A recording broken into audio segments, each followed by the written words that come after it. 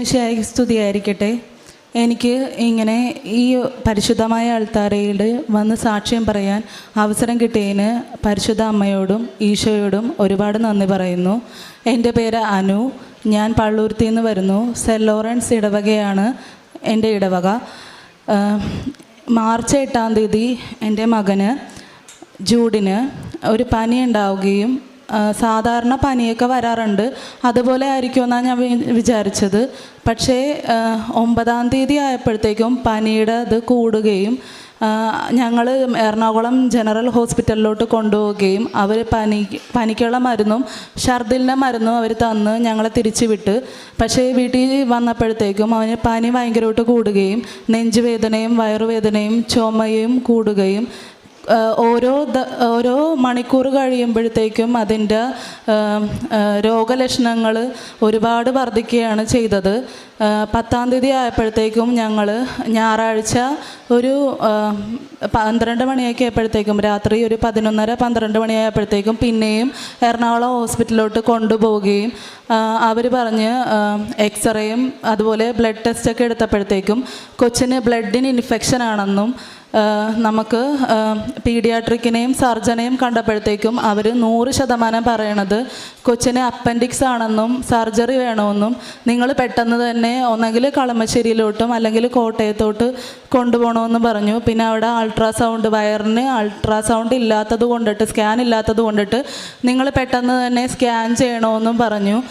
ഒരു പനിയാണെന്നും പറഞ്ഞ് ഞങ്ങൾ ചെന്നതായിരുന്നു. പക്ഷേ അത് ഇത്രയും വലിയ കാര്യമാകുമെന്ന് ഒട്ടും വിചാരിച്ചില്ല. ഞാൻ അപ്പം തന്നെ മെഡിക്കൽ ട്രസ്റ്റ് ഹോസ്പിറ്റലിലോട്ട് ഞങ്ങൾ കൊണ്ടുപോവുകയും അവിടെ അൾട്രാസൗണ്ടിൻ്റെ സ്കാൻ ചെയ്യുകയും അത് ചെയ്തുകൊണ്ടിരിക്കുന്ന സമയത്ത് തന്നെ വിശ്വാസ പ്രമാണം ചൊല്ലി ഈശോയെ ഈശോയെ എന്ന് പറഞ്ഞ് പ്രാർത്ഥിച്ചതിൻ്റെ ഫലമായിട്ട് ആ അൾട്രാസൗണ്ടിൻ്റെ റിസൾട്ട് വന്നപ്പോഴത്തേക്കും കൊച്ചിന് യാതൊരുവിധ കുഴപ്പമില്ലെന്ന് കണ്ട്. പക്ഷേ ബ്ലഡിന് ഇൻഫെക്ഷൻ ഉള്ളത് കൊണ്ടിട്ട് 7 ദിവസം അവിടെ അഡ്മിറ്റ് ചെയ്ത് രാവിലെയും വൈകുന്നേരവും ആൻറ്റിബയോട്ടിക്കിൻ്റെ ഇഞ്ചക്ഷൻ കൊടുക്കണമെന്ന് പറഞ്ഞു. ആദ്യത്തെ ദിവസം കഴിഞ്ഞ് 2-ാമത്തെ ദിവസം കഴിഞ്ഞപ്പോഴത്തേക്കും കൊച്ചിന് പനിയൊക്കെ മാറി നന്നായിട്ട്, നേരത്തേനേക്കാളും നന്നായിട്ട് കൊച്ച് നടക്കുകയും ഇരിക്കുകയും എല്ലാം ചെയ്യുന്നുണ്ടായിരുന്നു. പക്ഷേ ഡോക്ടർമാർ നമ്മളോടൊന്നും വേറെ ഒന്നും പറഞ്ഞിരുന്നില്ല. അസിസ്റ്റന്റ്മാർ വന്ന് പറഞ്ഞപ്പോഴത്തേക്കുമാണ് ഞാൻ കേൾക്കണത് കൊച്ചിന് ഫസ്റ്റ് സ്റ്റേജ് ഓഫ് ന്യൂമോണിയ ആണെന്ന്. പിന്നെ ശ്വാസകോശത്തിൽ കഫം തിങ്ങി നിൽക്കുന്നത് കൊണ്ടിട്ട് നന്നായിട്ട് ഇൻഫെക്ഷൻ ഉണ്ടെന്ന് പറഞ്ഞ് ആദ്യം കൊച്ചിനെ അവിടെ അഡ്മിറ്റ് ചെയ്തപ്പോഴത്തേക്കും ESR 70-ന് മുകളിലായിരുന്നു. ശരിക്കും ESR ഉണ്ടായിരിക്കേണ്ടത് 0 തൊട്ട് 15 വരെ പാടുള്ളൂ. പക്ഷേ കൊച്ചിന് 70-ന് മേലെയായിരുന്നു. 2 ദിവസം കഴിഞ്ഞപ്പോഴത്തേക്കും കൊച്ചിന് 90-ന് മേലെയായത്. ഇവർക്ക് ESR കൂടുതലായത് കൊണ്ടിട്ട് എന്ത് ചെയ്യണമെന്ന്, എന്താണ് രോഗമെന്ന് പറയാനായിട്ട് അറിയാൻ പാടില്ല. അപ്പോൾ പെട്ടെന്ന് വന്നിട്ട് പറഞ്ഞ് നമുക്ക് TBയുടെ ടെസ്റ്റ് നടത്തണം. അതിനായിട്ട് നമുക്ക് രാത്രി ഒരു 10 മണിയാകുമ്പോഴത്തേക്കും നമ്മുടെ ചാർജറിൻ്റെ പോലത്തെ വയറിൻ്റെ ആ ഒരു ട്യൂബ് കൊച്ചിൻ്റെ മൂക്കിൽ കൂടി ഇറക്കിയിട്ട് വയറിൽ വരെ അത് നിർത്തി വെച്ചിട്ട് പിറ്റേ ദിവസം രാവിലെ ആകുമ്പോഴത്തേക്കുമാണ് അവരത് എടുക്കണതെന്ന് പറഞ്ഞ് കൊച്ചിനെ മൂക്കിൽ കൂടി ആ ട്യൂബ് ഇട്ടിട്ട് രാത്രി വരെ അവനത് വെച്ചിട്ട് കിടന്ന്. പക്ഷേ അപ്പോഴും നേഴ്സുമാർ വന്ന് പറഞ്ഞ് കൊച്ചുങ്ങൾ ഈ മൂക്കിൽ കൂടി ഇത് ഇട്ടേക്കണ കൊണ്ടിട്ട് കിടക്കൂല, ചിലപ്പോൾ പാതിരാത്രി ആകുമ്പോഴത്തേക്കും അത് തട്ടിക്കളയും, അപ്പോൾ അത് സൂക്ഷിക്കണമെന്ന് പറഞ്ഞ് മിക്ക പിള്ളേരും അങ്ങനെ തന്നെ ചെയ്യണേന്ന് പറഞ്ഞ് ഒരു വെളുപ്പിനെ ഒരു 5 മണി വരെ എനിക്ക് നല്ല ഓർമ്മയുണ്ടായിരുന്നു. പെട്ടെന്ന് ഞാനൊന്ന് കണ്ണ് തുറന്നപ്പോഴത്തേക്കും കൊച്ചിൻ്റെ മൂക്കിൽ അത് കാണാനില്ല. നോക്കുമ്പോഴത്തേക്കും പുതപ്പിൽ വന്ന് കിടക്കണ്. പിറ്റേന്ന് ഞാൻ അവിടെ ചെന്ന് പറഞ്ഞപ്പോഴത്തേക്കും അവർ പറഞ്ഞ് നമുക്ക് ഒന്നും കൂടി അതിടണം. അവരപ്പം തന്നെ അതെടുത്ത് ഞാൻ എടുക്കുമ്പോഴത്തേക്കും കാണുന്നത് ട്യൂബിൽ ചോരയാണ് കാണുന്നത്. എനിക്ക് എന്തെന്നറിയാൻ പാടില്ല, എൻ്റെ ജീവിതവും അതുപോലെ തന്നെ ഞങ്ങളുടെ സാഹചര്യങ്ങളും മറിയണേള്ളാന്ന് തോന്നി. അപ്പോഴത്തേക്കും പിന്നെ വന്നിട്ട് പറഞ്ഞ് ഇത് ആദ്യത്തെ ടെസ്റ്റിൻ്റെ സാമ്പിളാണ്, നമുക്ക് 2 സാമ്പിൾ വേണം ടെസ്റ്റിന്, ഒന്നും കൂടി ഇടണം. പിറ്റേ ദിവസം രാത്രി ഇതേപോലെ ഒന്നും കൂടി ഇട്ടിട്ട് രാവിലെ ആകുമ്പോഴത്തേക്ക് എടുക്കണമെന്ന് പറഞ്ഞ് ഞാനും എൻ്റെ ഹസ്ബൻഡും കൂടെ ഞങ്ങൾ ഒരുമിച്ച് പറഞ്ഞ് നമ്മൾ ഉറങ്ങരുത്, ഉറങ്ങാതെ നമുക്കിരിക്കണം, അല്ലെങ്കിൽ ഇത് പിന്നെയും തട്ടിക്കളഞ്ഞിട്ടുണ്ടെങ്കിൽ പിന്നെയും പിറ്റേ ദിവസം പിന്നെയും കൊണ്ട് ഇടേണ്ടി വരും, അതുകൊണ്ട് ഉറങ്ങാതെ കാത്തു നിൽക്കാമെന്ന് പറഞ്ഞു. അപ്പം ഞാൻ 2 കൊല്ലമായിട്ട് ഇവിടെ അഖണ്ഡ ജപമാലയ്ക്ക് വന്നുകൊണ്ടിരിക്കണമായിരുന്നു. അപ്പം എനിക്ക് അഖണ്ഡ ജപമാലയിൽ വെച്ചിട്ട് ഒരു ചേച്ചി നിയോഗ പ്രാർത്ഥനയുടെ ഫലമായിട്ട് പ്രത്യക്ഷീകരണത്തിൻ്റെ പ്രാർത്ഥന എല്ലാവർക്കും വിതരണം ചെയ്യുന്നുണ്ടായിരുന്നു. ഞാനത് ഓടിപ്പോയി അവിടെ നിന്ന് വാങ്ങിച്ച് എൻ്റെ കയ്യിൽ ആ പ്രാർത്ഥന കയ്യിലുണ്ടായിരുന്നു. ഞാനത് 9 പ്രാവശ്യം പ്രത്യക്ഷീകരണ പ്രാർത്ഥന ചൊല്ലി കൃപാസന പേപ്പറും വെച്ച് പ്രാർത്ഥിച്ച് നിന്ന് പിറ്റേ ദിവസം ഡോക്ടർ വന്നിട്ട് പറഞ്ഞ് കൊച്ചിന് TBയുടെ റിസൾട്ടിൽ ആദ്യത്തെ റിസൾട്ട് കിട്ടി, അത് നെഗറ്റീവാണ്, അതുകൊണ്ട് നമുക്ക് ഡിസ്ചാർജ് ചെയ്തിട്ട് പോകാമെന്ന് പറഞ്ഞ് ഞങ്ങളപ്പോൾ തന്നെ ഭയങ്കര സന്തോഷമായി പുറത്തോട്ട് ഇറങ്ങി. അപ്പോൾ മാർച്ച് 11-നാണ് അവിടെ അഡ്മിറ്റ് ചെയ്തത്. 18-ാം തീയതി ആയപ്പോഴത്തേക്കും ഞങ്ങൾ ഡിസ്ചാർജ് ചെയ്ത് വീട്ടിലോട്ട് പോണേണ്. 10 ദിവസം കഴിഞ്ഞ് കൊച്ചിനെയും കൊണ്ടുവന്ന് ഡോക്ടറിനെ കാണണമെന്ന് പറഞ്ഞായിരുന്നു. അതായത് 28-ാം തീയതി, മാർച്ച് 28-ാം തീയതി പെസഹ വ്യാഴാഴ്ചയാണ്. ഞങ്ങൾ വേറെ കുഴപ്പമൊന്നുമില്ല, ആദ്യത്തെ ടെസ്റ്റ് നെഗറ്റീവാണ്, അതുകൊണ്ട് ഒരു കുഴപ്പമില്ല, ഇനിയും ചെല്ലാം എന്നും പറഞ്ഞ് ഞങ്ങൾ ഇവനെയും കൊണ്ട് അവിടെ ചെന്ന് കഴിയുമ്പോഴത്തേക്കും ഡോക്ടർ ഞങ്ങളോട് പറയുന്നത് 2ാമത്തെ ടെസ്റ്റിൻ്റെ റിസൾട്ട് വന്ന് അത് പോസിറ്റീവാണ് എന്ന് പറഞ്ഞ് കേൾക്കുമ്പോൾ തന്നെ എനിക്ക് വേറെ ഒന്നും കേൾക്കാൻ പറ്റുന്നില്ല, ഒന്നും ചിന്തിക്കാൻ പറ്റാത്തൊരവസ്ഥ. അപ്പോൾ ഇവർ വേറെ എന്തൊക്കെയോ പറയുന്നുണ്ട്, എനിക്കൊന്നും മനസ്സിലാവുള്ള. അപ്പോൾ എൻ്റെ ഹസ്ബൻഡിനെ ഞാൻ വിളിച്ച് ഡോക്ടറിനെ അടുത്ത് പറഞ്ഞപ്പോഴത്തേക്കും ഡോക്ടർ പറഞ്ഞ് കൊച്ചിന് കഴുത്തിൽ കഴലകളുണ്ട്, അതുകൊണ്ട് നമുക്ക് പിന്നീട് ഇത് കുത്തി പരിശോധിക്കേണ്ടി വരും എന്നുള്ള രീതിയിലും പറഞ്ഞ് ആകെ വല്ലാത്തൊരവസ്ഥ. ഞങ്ങൾ പെസഹ വ്യാഴാഴ്ച, അപ്പോൾ എനിക്ക് എല്ലാ കൊല്ലവും പെസഹ വ്യാഴാഴ്ച എന്തെങ്കിലും ഒരു സങ്കടം ദൈവം തരും. അത് വീട്ടിലാണ് പൊതുവേ ഉണ്ടാവുന്നത്. ഇങ്ങനത്തെ ഒരു കാര്യം ആദ്യമായിട്ടാണ്. ഞങ്ങൾ സങ്കടത്തോടെ വന്ന് ഞാൻ അപ്പം ഉണ്ടാക്കിയപ്പോഴത്തേക്കും എൻ്റെ പാനിയൊക്കെ എല്ലാം ചീത്തായി പോണേണ്. കാരണം എൻ്റെ മനസ്സ് എൻ്റെ കയ്യിലല്ല. അപ്പോൾ ഡോക്ടർ പറഞ്ഞിട്ടുണ്ടായിരുന്നു കൊച്ചിനെയും കൊണ്ട് പുറത്തോട്ട് പോകരുത്, ആളുകൾ കൂടി നിൽക്കുന്നിടത്തൊന്നും നിൽക്കരുത്. ഞാൻ പെസഹ വ്യാഴാഴ്ച ചെന്ന് അത് കഴിഞ്ഞ് ദുഃഖ വെള്ളിയാഴ്ച നഗരി കാണിക്കലിന് ചെന്നപ്പോഴത്തേക്കും ഞങ്ങളുടെ ഇടവകയിലുള്ള നഗരി കാണിക്കാൻ വേണ്ടി രൂപം പുറത്തോട്ട് ഇറക്കിയപ്പോൾ ഞാൻ അവിടെ നിന്ന് കരഞ്ഞ് പ്രാർത്ഥിച്ച് വഴിയിലൂടെയൊക്കെ നടന്ന് ഭയങ്കരമായിട്ട് പ്രാർത്ഥിച്ച് നിൽക്കണമായിരുന്നു. അപ്പോഴത്തേക്കും എൻ്റെ മുമ്പിൽ അമ്മമാരെല്ലാവരും പിള്ളേരെയും കൊണ്ട് പള്ളിയിലോട്ട് വന്നതാണ് കണ്ടത്. ഞാൻ നെഞ്ച് പൊട്ടി തകർന്ന് അവിടെ നിന്ന് പ്രാർത്ഥിച്ച് ഈശോയെ എനിക്ക് എൻ്റെ മകനെയും കൊണ്ടുവന്ന് എനിക്കിങ്ങോട്ട് വരാനായിട്ട് പറ്റണേ എന്നിങ്ങനെ പ്രാർത്ഥിച്ച്. അപ്പോൾ എൻ്റെ ചേച്ചി അയർലൻഡിലെ നേഴ്സാണ്. അവൾ പറഞ്ഞ് നമുക്ക് കുറച്ച് ടെസ്റ്റുകളൊക്കെ പെട്ടെന്ന് ചെയ്യണം, എന്നിട്ട് അതിൻ്റെ റിസൾട്ട് എനിക്ക് പെട്ടെന്ന് നീ എനിക്ക് കാണിച്ചു തന്നോ എന്ന് പറഞ്ഞ് ഞങ്ങളപ്പം തന്നെ ചെയ്ത് ശരിക്കും 12 മണിക്ക് ദുഃഖ വെള്ളിയാഴ്ച 12 മണിക്ക് ഞങ്ങൾ ചെയ്ത ടെസ്റ്റിൻ്റെ റിസൾട്ട് 1.5 ദിവസം അല്ലെങ്കിൽ 2 ദിവസം മാക്സിമം വൈകുന്ന ടെസ്റ്റാണ്. അതിൻ്റെ റിസൾട്ട് ഞങ്ങൾ നഗര കാണിക്കൽ കഴിഞ്ഞ് ഞാൻ വീട്ടിലോട്ട് വന്ന് ഞങ്ങൾ വീട്ടിലോട്ട് കയറി സെൻറ്റ് ജൂഡ് പുണ്യാളനോടൊക്കെ പ്രാർത്ഥിച്ച് എല്ലാവരോടും, വേളാങ്കണ്ണി മാതാവിനോടും സെൻറ്റ് ലോറൻസ് പുണ്യാളനോടും എല്ലാവരുടെയും മധ്യസ്ഥയിൽ തേടി കൃപാസന മാതാവിൻ്റെ അടുത്ത് ഞങ്ങൾ പറഞ്ഞ് കൊച്ചിന് അസുഖം മാറണമെങ്കിൽ ഒരു കുഴപ്പവും ഇല്ലെങ്കിൽ വന്ന് സാക്ഷ്യം പറയാമെന്ന് നേർന്ന് അങ്ങനെ നിൽക്കണ സമയത്ത് 2 ദിവസം വൈകണ റിസൾട്ട് ഞങ്ങൾ വൈകുന്നേരം വന്നപ്പോഴത്തേക്കും റിസൾട്ട് വന്ന് അവളത് കണ്ട് നേഴ്സായിട്ടുള്ള എൻ്റെ ചേച്ചി അത് കണ്ടിട്ട് പറഞ്ഞ് ഇവനൊരു കുഴപ്പവും ഇല്ല, കഴലയുടെ കാര്യങ്ങൾ ഒന്നുമില്ല എന്നാണ് കാണിക്കണത്. TBയുടെ ആണെങ്കിലും ആദ്യത്തെ ടെസ്റ്റിൽ പോസിറ്റീവ് ആണെങ്കിൽ മാത്രമേ അത് അംഗീകരിക്കുകയുള്ളൂ. 2ാമത്തെ ടെസ്റ്റിൻ്റെത് സാധാരണ ഇവിടെയുള്ള ആര് പരിശോധിച്ചാലും അവർക്ക് എല്ലാവർക്കും പോസിറ്റീവ് എന്നേ കാണിക്കുകയുള്ളൂ, അത് നിരോധിക്കപ്പെട്ട ടെസ്റ്റാണ് എന്ന് പറഞ്ഞ്. അപ്പോഴത്തേക്കും ഞങ്ങൾ നിനക്ക് വേണമെങ്കിൽ ഒന്ന് TB ഹോസ്പിറ്റലിൽ ചെന്നിട്ട് ഡോക്ടറിനെ ഒന്ന് ചെന്ന് വെറുതെ കണ്ടേക്കെന്ന് പറഞ്ഞ് അവരതെല്ലാം പരിശോധിച്ച് കഴിഞ്ഞപ്പോഴത്തേക്കും ഡോക്ടർ പറഞ്ഞ് ഇവന് യാതൊരുവിധ കുഴപ്പവുമില്ല, ഒരു ലക്ഷണവും കാണിക്കണില്ല.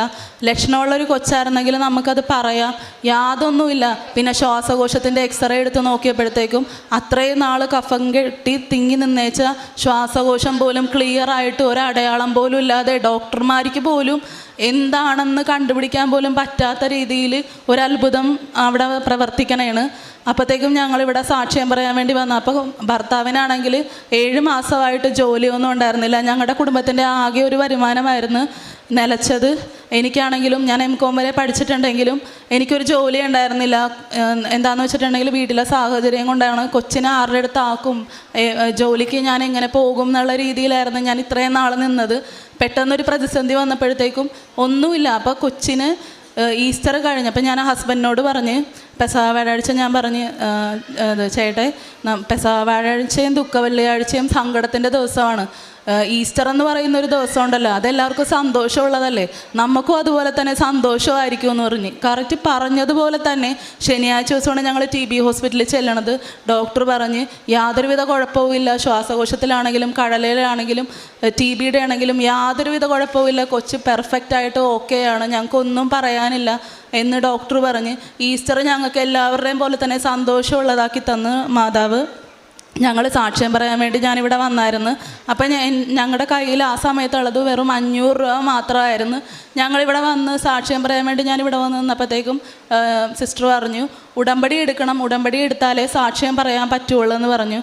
അപ്പോൾ എനിക്ക് എന്തോ വല്ലാത്തൊരു സങ്കടം പോലെ, കാരണം ഞാൻ ഉടമ്പടി എടുക്കാമെന്ന് പറഞ്ഞിട്ടില്ല. സാക്ഷ്യം പറയണമെങ്കിൽ ഞാനിത് രോഗം മാറിക്കഴിഞ്ഞിട്ട് സാക്ഷ്യം പറയാമെന്നാണ് പറഞ്ഞേക്കണേന്ന് പറഞ്ഞു. പക്ഷേ ഞാനിവിടെ നിന്ന് പോയപ്പോഴത്തേക്കും ഞാൻ കുമ്പസാരിച്ചിട്ടുണ്ടായിരുന്നില്ല. അപ്പോൾ എൻ്റെ ഏറ്റവും വലിയ ആഗ്രഹമായിരുന്നു കുമ്പസാരിച്ചിട്ട് മാത്രമേ ഞാൻ ഉടമ്പടി എടുക്കുകയുള്ളൂ എന്നുള്ളത്. ഞാനിവിടെ നിന്ന് നോക്കി, പക്ഷേ കുമ്പസാരിക്കാനുള്ള ഒരു അവസരം എനിക്ക് ഉണ്ടായിരുന്നില്ല. ഞാനിവിടെ നിന്ന് തിരിച്ചു പോകണേണ്. അപ്പം ഞാൻ ഓർക്കണേണ്, മാതാവേ ഞാനിനി എങ്ങനെ ഉടമ്പടി എടുക്കും, ഞാൻ ആരുടെ കൂടെ വരും, എനിക്ക് അറിയാൻ പാടില്ലല്ലോ എന്നും പറഞ്ഞ് ഞാനിങ്ങനെ നിൽക്കണമായിരുന്നു. ഒരു കാരണം എന്തും എല്ലാത്തിനും തടസ്സം, അതായത് എല്ലാ ദിവസവും പള്ളിയിൽ പോകണം എന്നുള്ളൊരു ഇത് കൊണ്ട് മാത്രം ഞങ്ങൾക്ക് തിന്നാനും കുടിക്കാനും ഒരു മുട്ടും വരുത്തിയിട്ടില്ല മാതാവ്. അതുപോലെ തന്നെ എന്തെങ്കിലും ഒരു കാര്യം വന്നിട്ടുണ്ടെങ്കിൽ ആരെങ്കിലും വഴിയായിട്ട് ഞങ്ങൾക്ക് സഹായങ്ങൾ എത്തണം, എല്ലാം കൊണ്ടും ഞങ്ങൾ ഇതായിട്ട് നിൽക്കണം. പക്ഷേ ജോലിയില്ല, ഒന്നുമില്ല. ആകെ ഭർത്താവിനാണെങ്കിലും വിശ്വാസത്തിൽ നിന്ന് മാറി നിൽക്കുന്ന ഒരവസ്ഥ, എന്ത് ചെയ്യണമെന്ന് അറിയാൻ പാടില്ല. അങ്ങനെ ഞാൻ ഉടമ്പടി എടുക്കാമെന്ന് തീരുമാനിച്ചു. ആദ്യം എനിക്ക് ഉടമ്പടി എടുക്കാൻ ഭയങ്കര പേടിയായിരുന്നു. പക്ഷേ ഞാൻ ഉടമ്പടിയിലെ സാക്ഷ്യങ്ങൾ യൂട്യൂബിൽ കാണുകയും അതുവഴി എനിക്ക് ധൈര്യം കിട്ടുകയും ഞാനെന്നാൽ ഉടമ്പടി എടുക്കാമെന്ന് വിചാരിക്കുകയും, പക്ഷേ എൻ്റെ അപ്പച്ചൻ്റെ ചേട്ടൻ്റെ ഭാര്യ വല്യമ്മച്ചി വന്നിട്ട് പറഞ്ഞ് നമുക്ക് ഉടമ്പടി എടുക്കാം, നീ ഞങ്ങളുടെ കൂടെ പോകണ്ടാന്ന് ചോദിച്ചു. അത് രാത്രി ഒരു 10 മണിയായപ്പോഴത്തേക്കാണ് ഒരു ദിവസം പറയണത്. അപ്പോഴും ഞാൻ കുമ്പസാരിച്ചിട്ടുണ്ടായിരുന്നില്ല. അപ്പോൾ ഞാൻ പറഞ്ഞു ആൻറ്റി ഞാൻ കുമ്പസാരിച്ചിട്ടില്ല, ഞാൻ കുമ്പസാരിക്കണം, എനിക്ക് കുമ്പസാരിച്ചിട്ട് ഞാൻ വരാം എന്ന് പറഞ്ഞ് പിറ്റേ ആൻറ്റി അപ്പം ആ സമയത്ത് വന്ന് പിന്നെ ആൻറ്റിയുടെ ഒരു കാര്യം നടന്ന് അപ്പോൾ ആൻറ്റി അതിന് സാക്ഷ്യം പറയാൻ പോകാമെന്ന് പറഞ്ഞ് പിറ്റേ ദിവസം വന്നപ്പോഴത്തേക്കും എന്നെയും കൂടെ കൂട്ടാമെന്ന് പറഞ്ഞ് അങ്ങനെ ഞാൻ അപ്പം തന്നെ കുമ്പസാരിച്ച് ആൻറ്റിയുടെ കൂടെ ഞാനിവിടെ വന്ന് ജീവിതത്തിലെ ഏറ്റവും വലിയൊരു ടേണിംഗ് പോയിൻ്റ് ആയിരുന്നു എനിക്കത്. ഞാനിവിടെ വന്ന് ഉപവാസം എടുത്തിട്ടാണ്, ഒരു തുള്ളി വെള്ളം പോലും കുടിക്കാതെ ഉപവാസം എടുത്തിട്ടാണ് ഞാനിവിടെ ഉടമ്പടി എടുക്കാനായിട്ട് വന്നത്. ഇവിടെ ഉടമ്പടി എടുക്കുന്ന സമയത്ത് അച്ഛൻ്റെ എങ്ങനെയായിരിക്കണം ഉടമ്പടി എന്നുള്ളത് അച്ഛൻ്റെ ഇത് ഞാനവിടെ TV കാണണേണ്. അപ്പോൾ അച്ഛൻ അവിടെ നിന്ന് പറയണേണ് ഉടമ്പടി എടുത്ത ആൾക്കാർ എല്ലാവരും സാക്ഷ്യം പറയാൻ വേണ്ടി വരണം. ഇപ്പോൾ ഉടമ്പടി എടുത്ത ആൾക്കാർ വന്നിട്ട് സാക്ഷ്യം പറയുമ്പോഴത്തേക്കും ഒരാൾ വന്ന് ഇവിടെ നിൽക്കുന്നതാണ്, ആ കൂട്ടത്തിൽ തന്നെ 120ാമത്തെ നമ്പറിൻ്റെ ആളും സാക്ഷ്യം പറയാൻ നിൽക്കുന്നു എന്നുള്ളൊരു ഇത് കേട്ട് എൻ്റെ നമ്പർ 120ആണ്.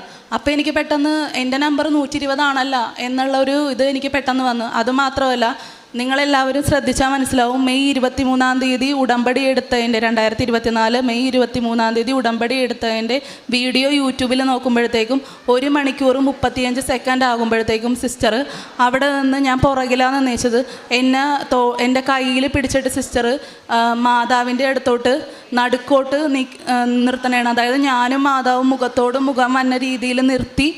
അപ്പോഴത്തേക്ക് എനിക്കൊരു പോസിറ്റീവായിട്ട് കിട്ടി. കാരണം എനിക്ക് എൻ്റെ കാര്യങ്ങൾ നടക്കാൻ പോവുകയാണല്ലോ എന്ന് വിചാരിച്ച് ഞാൻ അത്ര ഇതായിട്ട് നിൽക്കണമായിരുന്നു.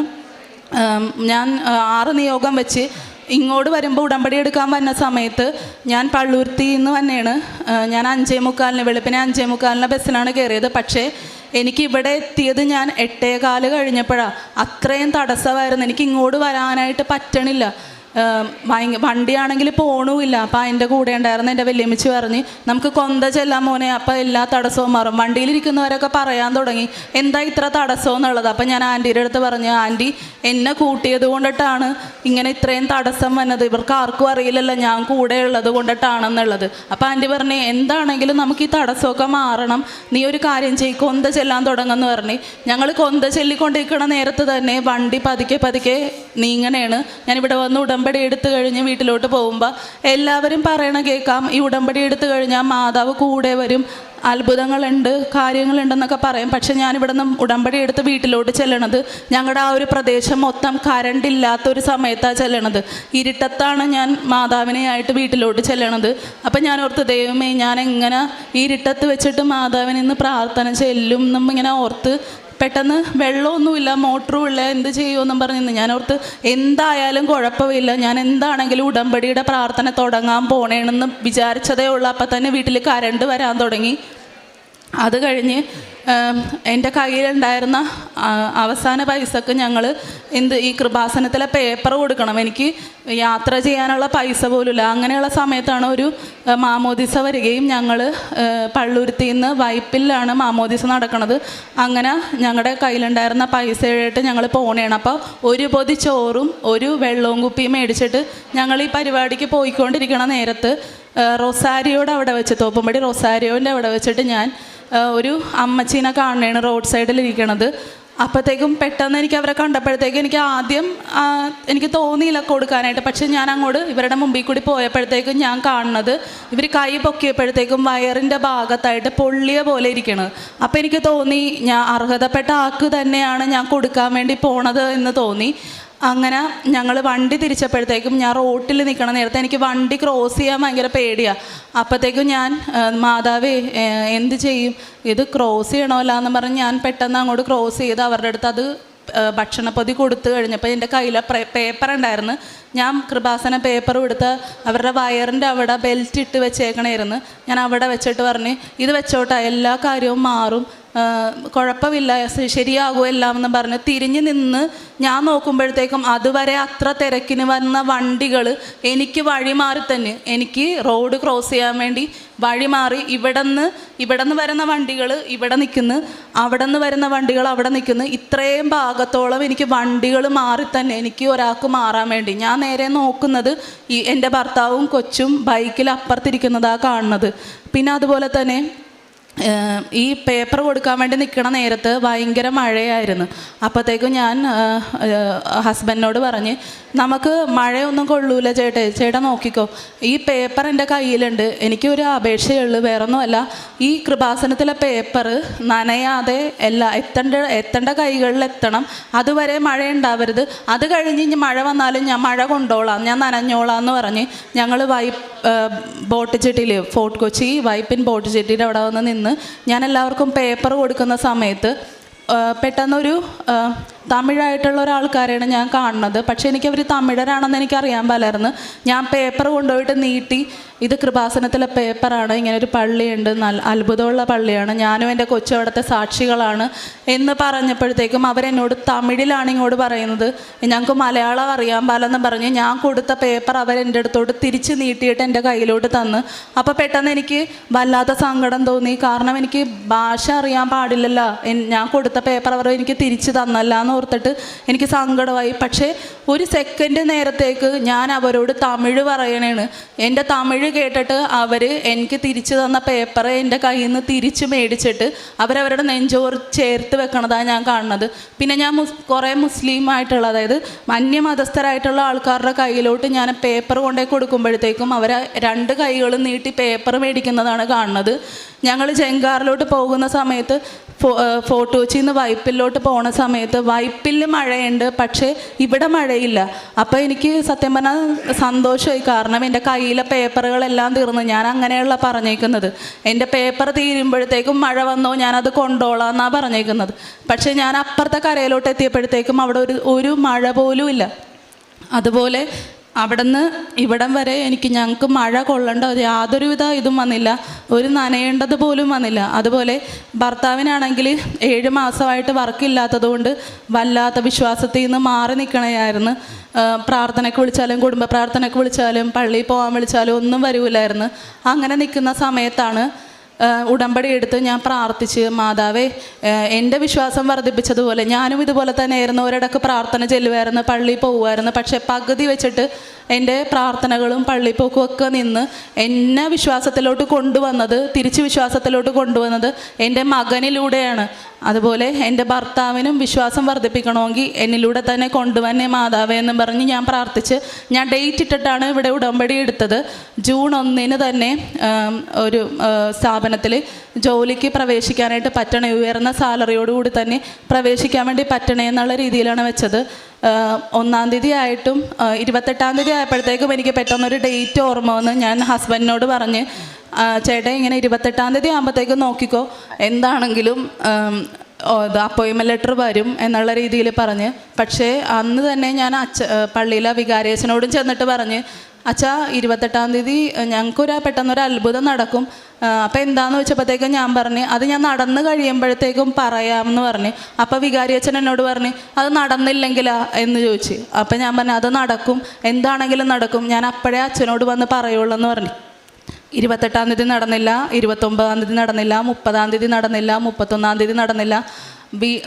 ബാക്കി വീടിന് പുറത്തുള്ള ആൾക്കാർ എന്നോട് എന്ത് പറഞ്ഞിട്ടും എല്ലാ കാര്യവും പറയുമ്പോഴും അവരുടെ കാര്യങ്ങളെല്ലാം നടക്കുന്നുണ്ട്. പക്ഷേ വീടിൻ്റെ അകത്ത് മാത്രം ഒന്നും നടക്കണില്ല. ആകെ വല്ലാത്തൊരു പിരിമുറുക്കം. ഭർത്താവിനാണെങ്കിലും വിശ്വാസം നഷ്ടപ്പെട്ട ഭർത്താവിനെ തിരിച്ചു കൊണ്ടുവരാനുള്ളൊരു ഇത് ഏറ്റവും വലിയൊരു ഉത്തരവാദിത്വമാണ് എൻ്റെ കയ്യിലുള്ളത്. ദൈവമേ എന്ത് ചെയ്യും? എന്നാലും ഞാൻ ആ വിശ്വാസത്തെ മുറുകെ പിടിച്ച് ഞാൻ ഉടമ്പടി എൻ്റെ കയ്യിലുണ്ടായിരുന്ന ലോക്കറ്റ് എടുത്തിട്ട് ഞാൻ കൊണ്ടുപോകാനുള്ള ബാഗിൽ വരെ എടുത്ത് വെച്ച് ഞാൻ പ്രാർത്ഥിച്ച് ജൂൺ 1-ാം തീയതി എന്തായാലും നടക്കും. പക്ഷേ എനിക്ക് ഈ ദിവസങ്ങളിലൊന്നും വികാരിയച്ഛനെ പള്ളിയിൽ കാണാനായിട്ട് പറ്റിയിട്ടില്ല. ഞാൻ മനസ്സുകൊണ്ട് അച്ഛനോട് ചെന്നിട്ട് പറയാം, അച്ഛാ എന്താണെങ്കിലും നടക്കും, ഞാൻ എന്താണെങ്കിലും വന്ന് അച്ഛനോട് പറയാമെന്ന് പറഞ്ഞ് നേർന്നു. പക്ഷേ അച്ഛൻ എനിക്കിതുവരെ ആ സമയങ്ങളിൽ എനിക്ക് കാണാൻ പറ്റിയില്ല. 1-ാം തീയതി ആയപ്പോഴത്തേക്കും ജൂൺ 1-ാം തീയതി ആയപ്പോഴത്തേക്കും തമിഴ്നാട് കോയമ്പത്തൂരിലുള്ള ഒരു വലിയൊരു കമ്പനിയിൽ നിന്ന് അവിടുത്തെ ഡയറക്ടർ ഹസ്ബൻഡിനെ വിളിച്ചിട്ട് പറഞ്ഞ്, ജോലി ശരിയായി, അപ്പോയിൻമെൻ്റ് ഓർഡർ നിങ്ങൾക്ക് ലഭിക്കാൻ വേണ്ടി പോണേണ്, 12-ാം തീയതി തന്നെ ജോലിക്ക് ജോയിൻ ചെയ്യണമെന്ന് പറഞ്ഞ് 3-ാം തീയതി ആയപ്പോഴത്തേക്കും അപ്പോയിൻമെൻ്റ് ലെറ്റർ വന്ന്. അതുവരെ ഞാൻ ഭർത്താവിനോട് കുടുംബ പ്രാർത്ഥനയ്ക്ക് വരാൻ വേണ്ടി വിളിക്കുമ്പോഴത്തേക്കും എന്നോട് ഇങ്ങോട്ട് പറയണത്, നീ എന്നോട് ഇങ്ങോട്ട് വിളിക്കല്ലേ, കാരണം നീ ഓരോ പ്രാവശ്യം എന്നോട് വന്ന് വിളിക്കുമ്പോഴത്തേക്കും ഞാൻ ഇല്ല എന്ന് പറയുമ്പോൾ അതെനിക്ക് തന്നെ പാപമായിട്ട് മാറണേണ്. അപ്പം ഞാൻ ഓർത്ത് ദൈവമേ ഞാനിനി എന്താ ചെയ്യേണ്ടത്, വിളിക്കണ്ടേ എന്നും പറഞ്ഞിരിക്കണ നേരത്ത് ഈ അപ്പോയിൻമെൻറ്റ് ലെറ്റർ വന്നപ്പോൾ ആൾക്ക് ശരിക്കും വിശ്വാസമായി. ആൾ എന്നോട് ഒരു ദിവസം ഇങ്ങോട്ട് വന്നിട്ട് പറഞ്ഞു, വാ നമുക്ക് തിരികത്തേക്ക് പ്രാർത്ഥന ചെല്ലാം, നമുക്ക് ഒരുമിച്ച് പ്രാർത്ഥന ചെല്ലാം. അങ്ങനെ 1 തൊട്ട് 5 വരെയുള്ള രഹസ്യങ്ങൾ പാട്ടിൻ്റെ രൂപത്തിൽ എൻ്റെ ഭർത്താവ് എൻ്റെ കൂടെ ഇരുന്ന് ഞങ്ങളുടെ വീടിൻ്റെ അകത്ത് നിന്ന് പ്രാർത്ഥന ചെല്ലണേണ് കാണുന്നത്. ഞായറാഴ്ച ദിവസം, അതായത് വിശുദ്ധ കുർബാനയുടെ ദിവസം ഞങ്ങൾ ഒരുമിച്ച് പള്ളിയിൽ പോയി കുർബാന കൂടി അങ്ങനെ നിൽക്കണേണ്. അപ്പോൾ ഈ 3-ാം തീയതി ആയപ്പോഴത്തേക്കും എൻ്റെ പ്രത്യക്ഷീകരണത്തിൻ്റെ തിരി തീരാറായി. എൻ്റെ കയ്യിലുള്ളത് അന്നുള്ളത് 420 രൂപയാണ്. പക്ഷേ ഞങ്ങളുടെ കയ്യിൽ 1 മണി അരി പോലും ഇല്ല അന്നത്തേക്ക്. അപ്പോൾ എനിക്ക് പ്രത്യക്ഷീകരണത്തിൻ്റെ തിരി മേടിക്കണമെന്ന് പറഞ്ഞ് ഞാൻ ആ കയ്യിലുണ്ടായിരുന്ന 420 രൂപയായിട്ട് ഞാൻ ഇങ്ങോട്ട് ബസ് കയറുന്നതാണ് ഒറ്റക്ക്. ഞാനിവിടെ വന്നു കഴിഞ്ഞപ്പോഴത്തേക്കുമാണ് അറിയണത് ഞാൻ ഉടമ്പടിയുടെ പേപ്പർ എടുത്തിട്ടുണ്ടായിരുന്നില്ല. എൻ്റെ കയ്യിലാണെങ്കിൽ പേപ്പർ ഇല്ലാത്തതുകൊണ്ട് എനിക്ക് തിരിയും കിട്ടാനുള്ള. ഞാൻ ഭയങ്കരമായിട്ട് വിഷമിച്ച് ഞാനിവിടെ വന്നിരിക്കണേണ്. എന്ത് ചെയ്യുമെന്ന് അറിയാൻ പാടില്ല, ഞാൻ ഇനി എങ്ങനെ വരും, തിരിച്ച് ഞാൻ എങ്ങനെ പോകുമെന്ന് എനിക്ക് അറിയാൻ പാടില്ല. ഞാൻ എന്താണെങ്കിലും അതെ, ഞാൻ പിറ്റേ ദിവസം ആകുമ്പോഴത്തേക്കും, അതായത് 4-ാം തീയതി ആകുമ്പോൾ ഞാൻ എന്താണെങ്കിലും ഇവിടെ വരും, ആരോട് ചോദിച്ചിട്ടാണെങ്കിലും ഞാൻ ഇവിടെ വരും എന്നും പറഞ്ഞ് ഞാനിവിടെ നിന്ന് പോണേണ്. അപ്പം ഞാൻ ഇങ്ങോട്ട് വന്ന സമയത്ത് ഈ അപ്പോയിൻമെൻറ്റ് ലെറ്റർ കിട്ടണേന് അന്നത്തെ ദിവസമാണ്, ഇത് രാവിലെയാണ് ഇവിടെ വന്നത്. അപ്പോഴത്തേക്കും ഞാൻ പെട്ടെന്ന് നോക്കുമ്പോഴത്തേക്കും ഇങ്ങോട്ട് എത്തണതിന് മുമ്പ് പൂങ്കാവെന്നും പറഞ്ഞ് എഴുതിയേക്കുന്ന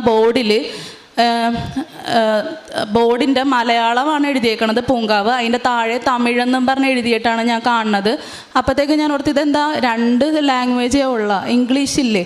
അപ്പോൾ എനിക്കൊരു അടയാളം കിട്ടി. അപ്പോൾ ഞാൻ ഓർത്ത്, മാതാവേ ഈ ജോലി, അതായത് ഹസ്ബൻഡിൻ്റെ ജോലി കിട്ടണമെങ്കിൽ എനിക്ക് ഒരടയാളവും കൂടി കാണിച്ചു തന്നെ എന്നും പറഞ്ഞ് ഞാൻ നോക്കുമ്പോഴത്തേക്കും പിന്നീട് ഞാൻ വരുമ്പോൾ ഒരു വലിയ ബോർഡിൽ തിരുവിഴ എന്നും പറഞ്ഞ് ഇംഗ്ലീഷിൽ എഴുതിയേക്കണം. അപ്പോൾ എനിക്ക് പിന്നെയും മനസ്സിലായി തമിഴിൻ്റെ ഇതാണെന്നുള്ളത്. അപ്പോൾ ഞാൻ ചോദിച്ചു, ഒരു 3-ാമത്തെ അടയാളം കൂടി എനിക്ക് കാണിച്ചു തന്നെ എന്ന് പറഞ്ഞപ്പോഴത്തേക്കും എനിക്ക് തന്നില്ല. ഞാൻ ഇവിടെ നിന്ന് റോഡ് ക്രോസ് ചെയ്ത് ബസ് കയറാൻ വേണ്ടി നിന്നപ്പോഴത്തേക്കും ഒരു കൂട്ടം തമിഴ് ആൾക്കാർ എൻ്റെ മുമ്പിൽ വന്നിട്ട് ബസ് കയറാൻ വേണ്ടി നിൽക്കണേണ്. അപ്പോൾ തന്നെ എനിക്ക് മനസ്സിലായി അതായത് ഞങ്ങളുടെ കുടുംബം രക്ഷപ്പെടാൻ വേണ്ടി പോണേണെന്നുള്ളത്.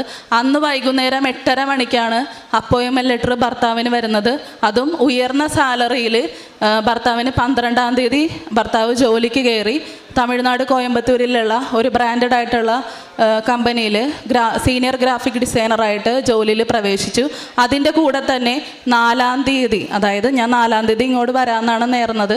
4-ാം തീയതി ഞാൻ വരുന്നതിന് മുമ്പ് ഞങ്ങളുടെ പള്ളിയിലെ കൊച്ചച്ചൻ വന്നിട്ട് എന്നെ വന്ന് വിളിച്ചിട്ട് പറഞ്ഞ്, അത് നമ്മുടെ കോൺവെൻറ്റ് സ്കൂളിൽ ഒരു വേക്കൻസി ഉണ്ട്, ഓഫീസ് അസിസ്റ്റൻറ്റിൻ്റെ പോസ്റ്റാണ്. നിനക്ക് പറ്റുമെന്നാണെങ്കിൽ നീ ഒന്ന് ചെന്ന് നോക്ക്, നിനക്ക് ഇഷ്ടപ്പെടണമെങ്കിൽ ചേർന്നാൽ മതി എന്ന് പറഞ്ഞ്. അപ്പം എനിക്ക് എന്തെന്നില്ലാത്തൊരു സന്തോഷമായി. കാരണം എൻ്റെ കാര്യങ്ങളെല്ലാം നടക്കണം, എൻ്റെ തടസ്സങ്ങളെല്ലാം മാറണം, ഞങ്ങളുടെ കുടുംബം രക്ഷപ്പെടണം എന്നുള്ളൊരു തോന്നൽ എനിക്ക് പെട്ടെന്നുണ്ടായി. ഞാൻ അവിടെ ചെന്ന് ഇപ്പം ഞാൻ അവിടെ ജോലിയിൽ ജോയിൻ ചെയ്ത് ഞങ്ങളുടെ കുടുംബം ശരിക്കും പറഞ്ഞാൽ കൃപാസനത്തിലെ പ്രത്യക്ഷീകരണ പ്രാർത്ഥനയുടെ ഒരു അത്രയും ഇതുകൊണ്ടിട്ടാണ്, ആ ഒരു പവിത്രത കൊണ്ടിട്ടാണ് ഞങ്ങളുടെ കുടുംബം രക്ഷപ്പെട്ടത്. അതുമാത്രമല്ല, കാരുണ്യ പ്രവർത്തികളായിട്ട് എനിക്ക് ചെയ്യാൻ വേണ്ടി പറ്റിയത് ഇവിടെ നിന്ന് കിട്ടിയ, അതായത് ഉടമ്പടി എടുക്കാൻ വേണ്ടി വന്ന സമയത്ത് എനിക്ക് ഇവിടുത്തെ ബ്രദർ എല്ലാവർക്കും വചനങ്ങൾ പറഞ്ഞു കൊടുത്ത്, അതായത് യാത്രാ സുരക്ഷിതത്വം, പിന്നെ തടസ്സങ്ങൾ മാറാനായിട്ട്, രോഗശാന്തി കിട്ടാനായിട്ട്, അങ്ങനെ പലവിധ തരത്തിലുള്ള ഹെഡിങ്സ് വരുന്ന ഓരോ വചനങ്ങൾ, അതുമായി ബന്ധപ്പെട്ട വചനങ്ങൾ പറഞ്ഞു കൊടുത്ത് ഞാനതെല്ലാം എൻ്റെ കൈകൊണ്ട് ബുക്കിൽ എഴുതി എല്ലാവർക്കും ഞാനത് പകർന്നു കൊടുത്ത് ദൈവവചനം പകർന്നു കൊടുത്ത്. ഇപ്പോൾ മനസ്സിന് തന്നെ ഒരു ആശ്വാസമാണ്.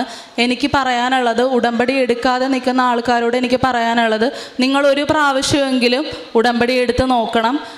ഇത് എൻ്റെ കുടുംബത്തിൻ്റെയും എൻ്റെയും ജീവിതത്തിൻ്റെ ഒരു മാറ്റം കൊണ്ടാണ് ഞാൻ നിങ്ങളോട് എല്ലാവരോടും പറയുന്നത്. ആ ഒരു ഇത് നിങ്ങളത് അതിലൂടെ വന്നാൽ മാത്രമേ നിങ്ങൾക്ക് എല്ലാ കാര്യങ്ങളും, നമ്മൾ വിചാരിക്കുന്ന കാര്യങ്ങളും മാത്രമല്ല, നമുക്ക് മറ്റുള്ളവർക്ക് വേണ്ടി പ്രാർത്ഥിക്കാനും കൂടി പറ്റുന്നു. അതുവരെ എന്നെ നോക്കി പുച്ഛിച്ച് അല്ലെങ്കിൽ റോട്ടിൽ കൂടി പോകുമ്പോൾ എന്നെ നോക്കാത്ത ആൾക്കാർ പോലും ഇങ്ങോട്ട് വന്ന് എന്നോട് മിണ്ടണ്, എന്നോട് സംസാരിക്കണ്, സുഖമാണോ മോളെ എന്ന് ചോദിക്കണ്. ഉടമ്പടി എടുത്ത ആൾക്കാർ വരെ എന്നോട് വന്നിട്ട് പറയുന്നു, ഞങ്ങൾക്ക് വേണ്ടി ഒന്ന് പ്രാർത്ഥിക്കണം. അന്യമതസ്ഥരായിട്ടുള്ള ആൾക്കാർ എന്നോട് വന്നിട്ട് പറയണ്, നിന്റെ പ്രാർത്ഥനയിൽ ഞങ്ങളെയും കൂടി ഓർക്കണം എന്നൊക്കെ പറയുമ്പോഴത്തേക്കും ഒന്നുമില്ലാതിരുന്നേച്ചാൽ, അതായത് ഒരു സീറോ ആയിട്ട് നിന്നേച്ച ആളോട് ഇങ്ങനെയുള്ള കാര്യങ്ങൾ വന്ന് പറയുമ്പോഴത്തേക്കും അത്രയും കാര്യങ്ങൾ ലഭിച്ചത് കൃപാസനത്തിലെ പ്രത്യക്ഷീകരണ പ്രാർത്ഥനയുടെ വിശുദ്ധിയിലും അതുപോലെ തന്നെ ഉടമ്പടിയും ആയതുകൊണ്ടിട്ടാണ്. പിന്നെ ഇവിടെ പ്രവർത്തിക്കുന്ന, അതായത് സെക്യൂരിറ്റി ചേട്ടന്മാർ തൊട്ട് ഇവിടെ പ്രവർത്തിക്കുന്ന എല്ലാ അംഗങ്ങൾക്കും പൂർണ്ണ ആയുസ്സും ആരോഗ്യം കൊടുത്ത് ദൈവം അനുഗ്രഹിക്കട്ടെ എന്ന് പ്രാർത്ഥിക്കുന്നു. പരിശുദ്ധ അമ്മയുടെ മധ്യസ്ഥതയിൽ ഇപ്പം ഒരുപാട് കാര്യങ്ങൾ സാക്ഷ്യമായിട്ട് പറയുമ്പോൾ അതിൽ ഇങ്ങനെ ഹൃദയം നിറഞ്ഞ് പറയുമ്പം അതിൽ വ്യക്തമായിട്ട് അവസാനം ഒരു ചുരുക്കത്തിൽ പറയുകയും ചെയ്ത്, പരിശുദ്ധ അമ്മയുടെ വലിയ പ്രത്യക്ഷീകരണത്തിൻ്റെ അനുഭവം ഒരു കുടുംബത്തെ മുഴുവൻ എങ്ങനെയാണ് വിശുദ്ധീകരിച്ചതെന്ന്, അത് ഒരാളുടെ ഉടമ്പടിയിലൂടെ ഒരു കുടുംബവും ഒരുപക്ഷെ ആ പ്രദേശവും ഉൾപ്പെടെ പരിചയപ്പെടുന്നതിനുൾപ്പെടെ വലിയൊരു അനുഭവത്തിലേക്ക് കടന്നു വന്നു എന്നുള്ളത് അതിന് ഏറ്റവും പ്രധാനപ്പെട്ടൊരു കാരണം. ഈ മകൻ്റെ സൗഖ്യമാണ് ഏറ്റവും പ്രധാനപ്പെട്ടൊരു നിയോഗമായിട്ടാണ് ഇവിടെ വന്നതെങ്കിലും ആ നിയോഗത്തിന് ശേഷവും മറ്റൊരുപാട് കാര്യങ്ങളിൽ പ്രകടമായിട്ട് ഒരനുഭവം ഉണ്ടായി എന്നുള്ളതും, ഒരുപക്ഷെ കൂടുതൽ സമയം പറഞ്ഞത് മാതാവ് എന്തോ ഒരു കമ്മ്യൂണിക്കേറ്റ് ചെയ്യാനായിട്ട് ഉപയോഗിച്ച മാനദണ്ഡങ്ങളും പ്രാർത്ഥിച്ചതും, അതുപോലെ പ്രേക്ഷിത പ്രവർത്തനത്തിൻ്റെ സാക്ഷ്യങ്ങൾ മാത്രം നിങ്ങൾ പരിശോധിക്കുമ്പോൾ അതിനൊരു ഇമ്മീഡിയറ്റായിട്ട് ദൈവം ഒരു കൺസോളിങ് ആണെങ്കിൽ ഒരു അനുഭവം കിട്ടുന്നതായിട്ട് സാക്ഷ്യത്തെ പ്രാർത്ഥനയോടെ വിലയിരുത്തുമ്പോൾ നമുക്ക് മനസ്സിലാവും. ഒരുപക്ഷെ കാരുണ്യ പ്രവർത്തനങ്ങൾക്കും അപ്പുറം പ്രേക്ഷിത പ്രവർത്തനങ്ങളിലെ നന്മയും അല്ലെങ്കിൽ തിക്താനുഭവങ്ങളും ഒക്കെ പല സാക്ഷ്യത്തിലും പറയുന്നുണ്ട്. അപ്പോൾ അതിൽ ഒരു ഇമ്മീഡിയറ്റായിട്ട് ഒരു കൺസോളിങ്ങും ഒരു ദൈവാനുഭവയുടെ ജീവിതത്തിൽ കിടക്കും. ഈ മകളുടെ സാക്ഷ്യത്തിൽ അത് പറയണത്, അത് പ്രാർത്ഥിച്ചൊരുങ്ങിയപ്പം ഒരു പറ്റാത്തൊരു ലാംഗ്വേജ് ആണെങ്കിൽ പോലും അതുപോലും പറഞ്ഞ് ആ പത്രം അവർക്ക് കൊടുത്തു എന്നുള്ളതും, പിന്നീട് പലപ്പോഴായിട്ട് പ്രാർത്ഥിക്കുമ്പം ഞാനവിടെ ചെല്ലുന്നത് വരെ ഈ മഴ പെയ്യരുത് എന്നൊക്കെ പറയുന്നത് ഇപ്പോൾ ഒരുപാട് സാക്ഷ്യങ്ങൾ ആവർത്തിക്കുന്നൊരു കാര്യമാണ്. നമുക്കറിയാം വെളിപാടിൻ്റെ പുസ്തകത്തിൽ 16-ാം അധ്യായത്തിലും പ്രവാചകന്മാർ മഴ പെയ്യരുത് എന്നൊക്കെ പറഞ്ഞ് പ്രഖ്യാപിക്കുകയും അത് തടഞ്ഞു നിർത്തുകയും ഒക്കെ ചെയ്യുന്നതും, അല്ലെങ്കിൽ തന്നെ സങ്കീർത്തനം 19-ാം അധ്യായത്തിൽ പറയുന്നുണ്ട് വാനവിധാനം അവിടുത്തെ മഹത്വത്തെ വിളംബരം. അപ്പം പ്രകൃതി വിശ്വാസത്തിൽ നിൽക്കുന്നവർക്ക് അടയാളങ്ങൾ നൽകും എന്നുള്ളത് വലിയ സത്യമാണെന്നുള്ള കാര്യം നമുക്ക് എല്ലാവർക്കും അറിയാം. നമ്മൾ നക്ഷത്രം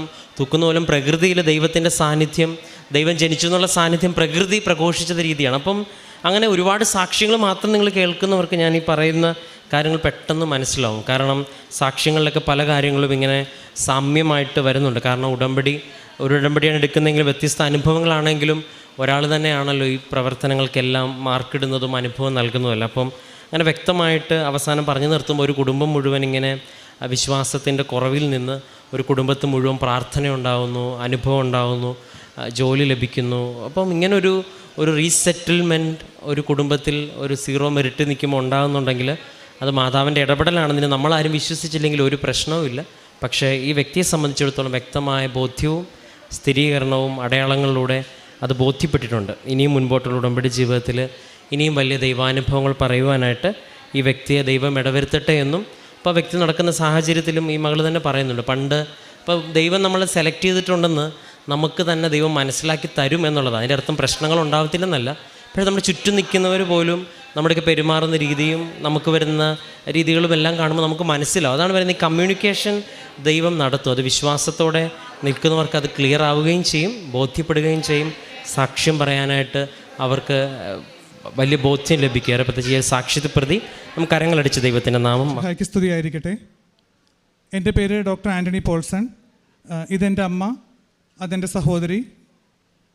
ഞങ്ങൾ കാലടിയിൽ നിന്ന് വരുന്നു, അങ്കമാലിക്കടുത്ത് കാലടിയിൽ നിന്ന്. 2018 ഡിസംബറിൽ എൻ്റെ പാരൻസ്, അപ്പച്ചനും മമ്മിയും ഇവിടെ വന്ന് ഉടമ്പടി എടുത്തിട്ടുണ്ടായിരുന്നു. കാരണം എൻ്റെ സഹോദരിക്ക് വിവാഹം കഴിഞ്ഞ് 5 വർഷം കഴിഞ്ഞിട്ടും കുട്ടികളില്ലായിരുന്നു. 2 തവണ IVF ഫെയിലായതാണ്. അതിനുശേഷമാണ് ഞങ്ങളിവിടെ ആശ്രയം തേടിയെത്തുന്നത്. ഞാൻ അപ്പോളോ ഹോസ്പിറ്റലിലെ ICU കൺസൾട്ടൻ്റായിട്ട് ക്രിട്ടിക്കൽ കെയർ മെഡിസിനിൽ വർക്ക് ചെയ്യുന്ന ഒരു ഇൻറ്റൻസിവിസ്റ്റാണ്. എൻ്റെ അഭിപ്രായത്തിൽ ഒരിക്കലും നടക്കാൻ സാധിക്കാത്ത ഒരവസ്ഥയിലാണ് ഞാനും എൻ്റെ പാരൻസ് ഇവിടെ എത്തുന്നത്. കാരണം 2 തവണ IVF ഫെയിലായതാണ്. കൊടികുത്തിയ എംബ്രിയോളജിസ്റ്റുകളും ഫീറ്റൽ മെഡിസിൻ കൺസൾട്ടൻസുകളും ഗൈനക്കോളജിസ്റ്റുകളും ശ്രമിച്ചിട്ടും സാധിക്കാത്തതാണ് എൻ്റെ ചേച്ചിക്ക് മാതാവ് ഉടമ്പടി എടുത്തതിന് ശേഷം 2 മാസത്തിനുള്ളിൽ സാധിച്ചു തന്നത്. 2018 ഡിസംബറിൽ ഉടമ്പടി എടുത്തു. വിതിൻ 2 മന്ത്സ് ചേച്ചി കൺസീവ് ആവുകയാണ് ചെയ്തത്. എൻ്റെ മേഖലയിൽ നിന്ന് നോക്കിക്കഴിഞ്ഞു കഴിഞ്ഞാൽ ഒരിക്കലും ഒരു പ്രാവർത്തികമാകാവുന്ന ഒരു അവസ്ഥയല്ലായിരുന്നു അത്. അത്രമാത്രം എല്ലാ ഫാക്ടേഴ്സുകളും നെഗറ്റീവായിരുന്നു. എന്നിട്ടും മാതാവ് അത് നടത്തി തന്നു.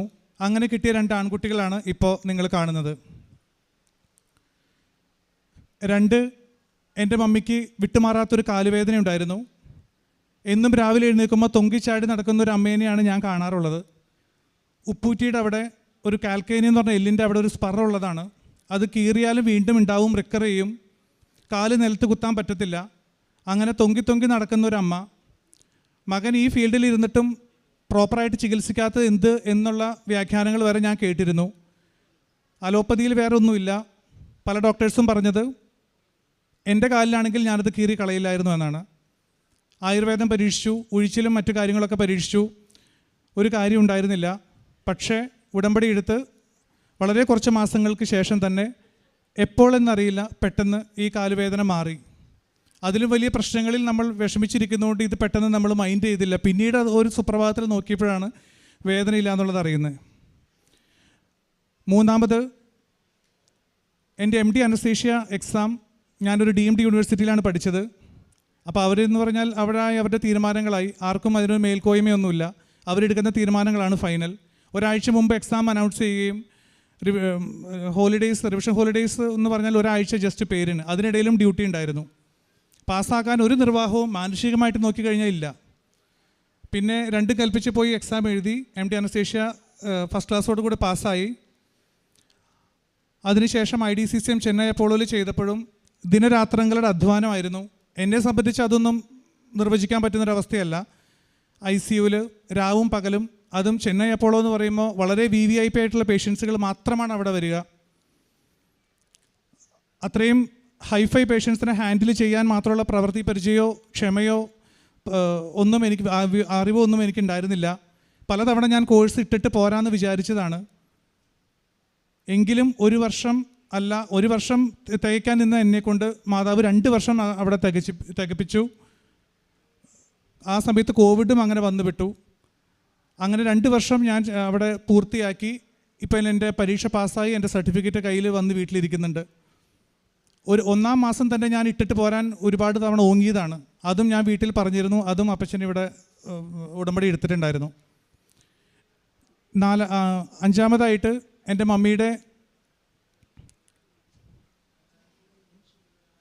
മമ്മിയുടെ സഹോദരിയുടെ പെൻഷൻ റിട്ടയർ ആയിട്ടും 4 വർഷമായിട്ട് മുടങ്ങിക്കിടക്കായിരുന്നു. വത്സ കുര്യൻ. പല ക്ലർക്കുകളുടെ അനാസ്ഥ കൊണ്ടോ മറ്റ് നിയമങ്ങളുടെ കുരുക്കുകളിൽപ്പെട്ട് കിടക്കുന്ന മുടങ്ങിക്കിടന്നിരുന്ന പെൻഷൻ ഇവിടെ വന്ന് ഉടമ്പടി എടുത്തതിന് വിതിൻ 2 months റിലീസായി എമൗണ്ട് നമ്മുടെ കയ്യിൽ കിട്ടുന്ന അവസ്ഥയിലേക്ക് മാതാവ് എത്തിച്ചു. ഉടമ്പടി എടുത്തതും അതിൻ്റെ പ്രോട്ടോക്കോളും പാലിച്ചത് മുഴുവൻ എൻ്റെ അപ്പച്ചനും അമ്മയാണ്. ഞാൻ ഇടയ്ക്ക് പ്രാർത്ഥിക്കും, താല്പര്യമൊക്കെ ഉണ്ട്, പക്ഷേ അങ്ങനെയൊന്നും ചെയ്യാൻ പറ്റാറൊന്നുമില്ല. അതിനുവേണ്ടി എഫേർട്ട് എടുത്തിട്ടുമില്ല. പക്ഷേ ഇതിൽ നിന്ന് ഞാൻ ഊർജ്ജം ഉൾക്കൊണ്ടുകൊണ്ട് ഇപ്പോൾ ഞാൻ ഒരു 5 നിയോഗങ്ങൾ വെച്ച് ഞാൻ ഉടമ്പടി ഓൺലൈനിൽ എടുത്തിട്ടുണ്ട്. എനിക്ക് ഉറപ്പാണ് 3 മാസത്തിനുള്ളിൽ ഞാൻ വീണ്ടും ഇതേ പ്ലാറ്റ്ഫോമിൽ വന്ന് ആ ഉടമ്പടികളുടെ സാധിച്ചു കിട്ടിയതിനുള്ള സാക്ഷ്യം തരുമെന്ന് ഞാൻ ഇന്ന് ഉറച്ച് വിശ്വസിക്കുന്നു. പിന്നെ ഉടമ്പടി എടുത്ത് 2018 ഉടമ്പടി എടുത്തത്. ഇപ്പോൾ കുട്ടികൾക്ക് 2.5 വയസ്സ് കഴിഞ്ഞു, 3 വയസ്സാവാൻ പോകുന്നു. സാക്ഷ്യം പറയാൻ ഇത്രയും വൈകിയതിൽ മാതാവിനോട് ആത്മാർത്ഥമായി ഞാൻ മാപ്പപേക്ഷിക്കുന്നു, ഞാനും എൻ്റെ കുടുംബവും. മനുഷ്യർക്ക് അസാധ്യമായത് ദൈവത്തിന് സാധ്യമാണ്. നമ്മുടെ പ്രതീക്ഷകളെല്ലാം അസ്തമിക്കുമ്പോഴും സാധ്യതകൾ കാണാതിരിക്കുമ്പോഴും നമ്മുടെ കുറവുകളൊക്കെ ഉടനടി പരിഹരിക്കുവാനായിട്ടുള്ളൊരു മാർഗം പരിശുദ്ധ മാതാവ് കാണിച്ചു നൽകുന്നുണ്ട്. കാനായിൽ വീഞ്ഞു തീർന്നുപോയ സമയത്ത് ഉടനടി ആ പ്രശ്നം ആരും അറിയാതെ പരിഹരിക്കുന്നതിന് പരിശുദ്ധ അമ്മ അവർക്കൊരു മാർഗം പറഞ്ഞു കൊടുക്കുന്നു. അത് ഈശോയെ കാണിച്ചു കൊടുത്തുകൊണ്ടാണ്. അവൻ നിങ്ങളോട് പറയുന്നത് പോലെ ചെയ്യുവിൻ. ഈശോ പറഞ്ഞത് എൻ്റെ സമയം ഇനിയും ആയിട്ടില്ല എന്നുള്ളതാണ്. അത്ഭുതം പ്രവർത്തിക്കുവാനായിട്ടുള്ള സമയം ആയിട്ടില്ല എങ്കിലും പരിശുദ്ധ അമ്മ മാധ്യസ്ഥം വഹിച്ചു എന്നുള്ളത് കൊണ്ട് ആ അപേക്ഷ സ്വീകരിച്ച് ആ കുടുംബത്തിന് വേണ്ട കാര്യങ്ങൾ ചെയ്തു കൊടുക്കുന്നു. വെള്ളം വീഞ്ഞാക്കി അത്ഭുതം പ്രവർത്തിക്കുന്നു. അതുപോലെ തന്നെയാണ് നമ്മുടെ അനുദിന ജീവിതത്തിലും ദൈവം നമുക്ക് ചെയ്തു നൽകുന്നത്. പരിശുദ്ധ അമ്മയുടെ മാധ്യസ്ഥം ഒന്നുകൊണ്ടാണ് നമ്മുടെ ഈ അപേക്ഷകളൊക്കെ അതിവേഗമായി മാറുന്നത്. മരിയൻ ഉടമ്പടി പ്രാർത്ഥന അതിവേഗം നമ്മളുടെ ജീവിതത്തിൽ ദൈവം ഇടപെടുന്ന പ്രാർത്ഥനയാണ്. യേശുവേ നന്ദി, യേശുവേ സ്തോത്രം, യേശുവേ